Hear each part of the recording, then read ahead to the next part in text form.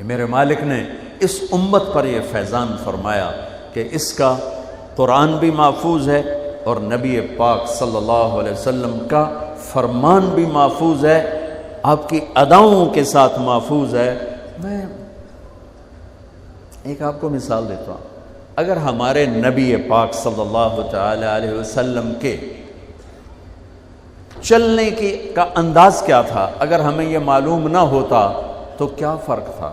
کوئی جنت جہنم کا مسئلہ تو نہیں ہے نا، لیکن میں قربان جاؤں ان صحابہ پر اور ان کے شاگردوں پر، ان کے اگلے شاگردوں پر، یہاں تک کہ جنہوں نے میرے نبی کی چال بھی ہم تک پہنچائی۔ میں آپ کو ترجمہ بتا دیتا،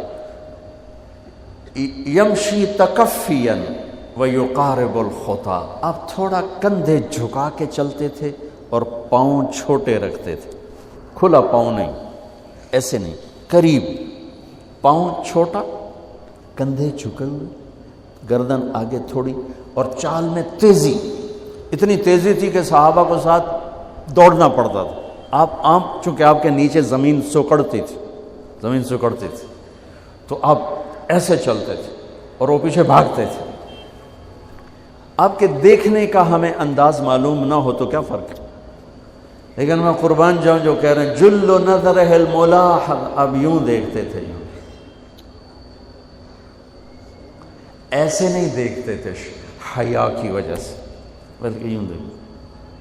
کبھی کبھی ایسے ہوتا تو پھر ایسی تجلیات اور آنکھوں سے نور نکلتا کہ سارے صحابہ یوں ہو جاتے۔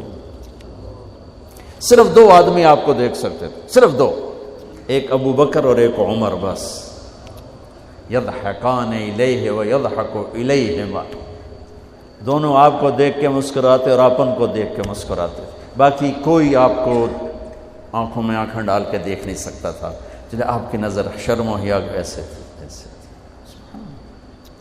کوئی آپ کو ادھر سے بلاتا، مفتی حامد صاحب مجھے کہیں مولوی صاحب تو میں اتنا ہی کروں گا، اس تو میرے کول بھی نہیں ہمت، مولانا ارشاد صاحب کہیں جناب مولانا صاحب، اتنی میری طاقت ہے۔ لیکن جب میرے نبی کو دائیں سے کوئی بلاتا تھا یا رسول اللہ، تو اب یوں نہیں کرتے، اب یوں کرتے تھے، پورا مڑتے تھے اس کی طرف، پورا سینہ سے سینہ ملاتے تھے۔ ادھر سے کسی نے کہا یا رسول اللہ، تو اب یوں نہیں کرتے، اب یوں کرتے تھے پورا۔ میں قربان جاؤں، اس موبائل نے کتنی بد اخلاقی پھیلائی ہے کہ ایک آدمی بات کر رہا، وہ موبائل دیکھ رہا،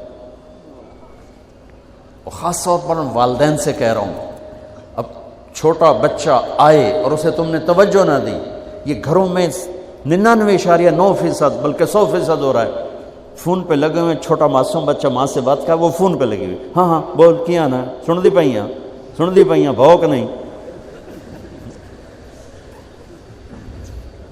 آپ نے ذبح کر دیا۔ عربی کا لفظ ہے توجہ فرمائیں، یہ لفظ عربی کا توجہ فرمائیں کا مطلب ہے، یہ توجہ کی تا ہٹاؤ تو نیچے سے وجہ نکلتا ہے، وجہ چہرے کو کہتے ہیں۔ توجہ فرمائیں کا مطلب ہے بوتھا شریف میرے حال کر، میری طرف چہرہ کر کے بات کر۔ میرے نبی جب کسی سے بات کرتے تھے، سینہ بھی اس کو دیتے تھے، چہرہ بھی اس کو دیتے تھے۔ جب آپ غمگین ہوتے تھے کیا کرتے تھے؟ اب داڑھی پکڑ کے یوں بیٹھ جاتے تھے، یہاں ٹیک، اس کو نیچے، اور یوں پکڑو، تھوڑی دیر کے بعد سر پہ ہاتھ پھیرتے اور پھر یوں فرماتے۔ یہ میرے نبی کے غم کی نشانی تھی کہ آپ کسی دکھ میں ہیں، کسی غم میں ہیں۔ سبحان اللہ۔ جب آپ کسی کو بلاتے تھے تو ایسے نہیں کرتے تھے، ایسے کرتے تھے، پورے ہاتھ کے اشارے سے، ایسے انگلی اٹھانا عیب ہے، یوں کرتے تھے۔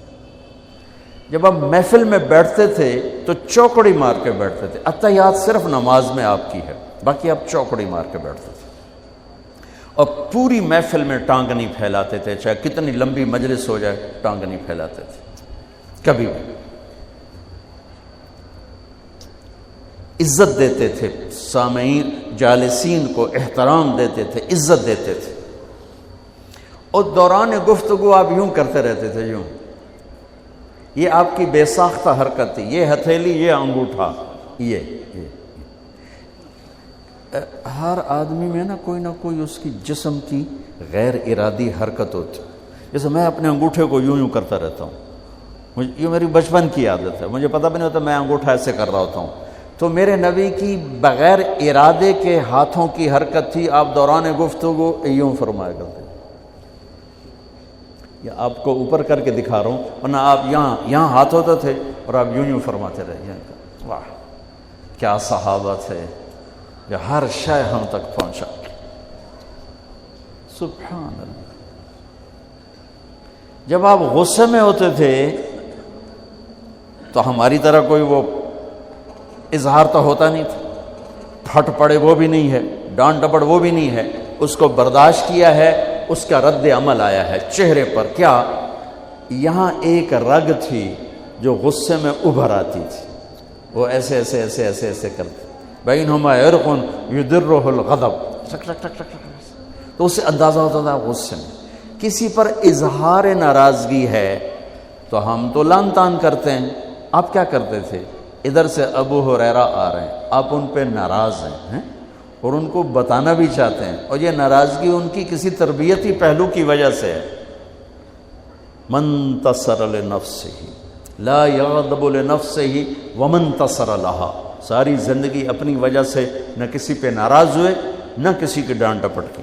تو جب ادھر سے آ رہے ہیں نا ابو ہریرہ اور آپ ان کو اظہار ناراضگی فرمانا چاہتے ہیں تو یوں دیکھا اور ساتھ ہی یوں ہو جاتے تھے. بس ادھر سے انس آ رہے ہیں، آپ ان پہ ناراض ہیں، دیکھتے ہی آپ یوں ہو جاتے تھے. بس یہ اتنا تھا میرے نبی کی ناراضگی کا اظہار کہ آپ لگتا ہے ناراض ہیں. ناراض. جب آپ خوش ہوتے تھے تو یہ جگہ گلابی ہو جاتی. پہلے بہت خوبصورت رنگ تھا گلابی، لیکن یہ اور زیادہ چمکنے لگتے، اس میں سے نور نکلنے لگتا تھا. اتنی چھوٹی چھوٹی بات.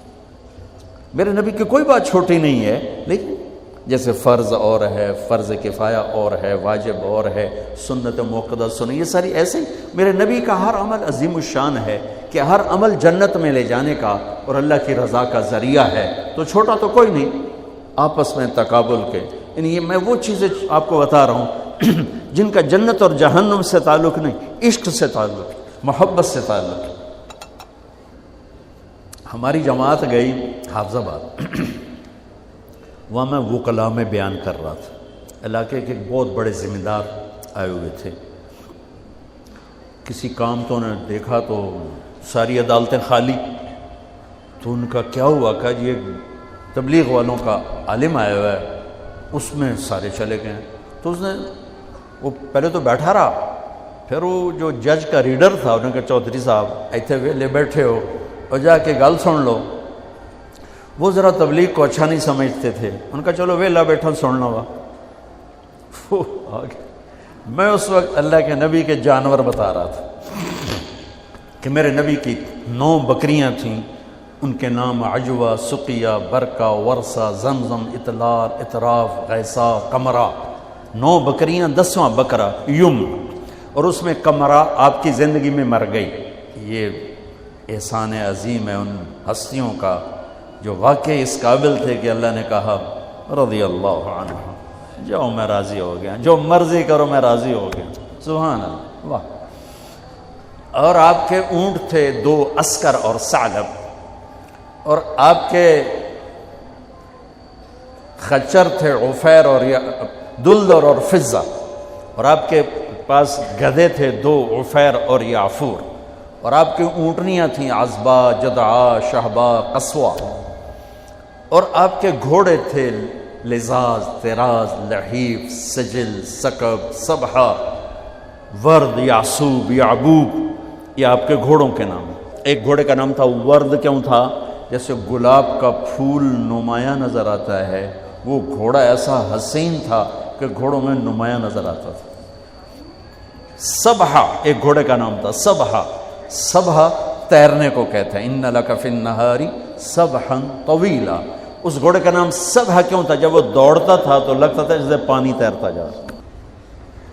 خیر میں پھر لمبا چلا گیا. وہ جو تھے نا چودھری صاحب، وہ بیان سن رہے تھے. وہ گئے واپس گاؤں. تو اپنے امام کو بلایا, کہا مولانا صاحب ایک مسئلہ دسو کی اپنے نبی دی بکریاں دا نام کی ہے؟ وہ آکھن لگا یہ بھی کوئی مسئلہ ہے کہ ہے تے بھاویں نہیں, میں تو اج دس ساڈے نبی دی بکریاں دا نام کی. اسا کہ مسئلہ ہی کوئی نہیں تے میں دساں کی. اسا کہ تو اج تک مینوں پٹی پڑھائی ہے کہ اے نبی نو نہیں مندے تے اے نبی دے گستاخ ہیں. میں ہنے انہاں دے مولوی دی تقریر سنی ہے, او تا نبی دی بکریاں نو مندے تو انا نبی نو نہیں مندے. ہن تو جماعتاں نو روکیا میں تینوں کھلے پھرے سا. پھر وہ ہماری جماعت پوری کو لے گیا اپنے گاؤں نے, 15-20 ہزار آدمی اکٹھا کیا, میرا بیان کروایا ہوا, کھانا ہوا. تو میں قربان جاؤں, آپ اسی سلسلے کی کڑی چل رہے جنہوں نے نبی کے علم کو لیا, آگے دیا, پھر آگے دیا, پھر آگے دیا.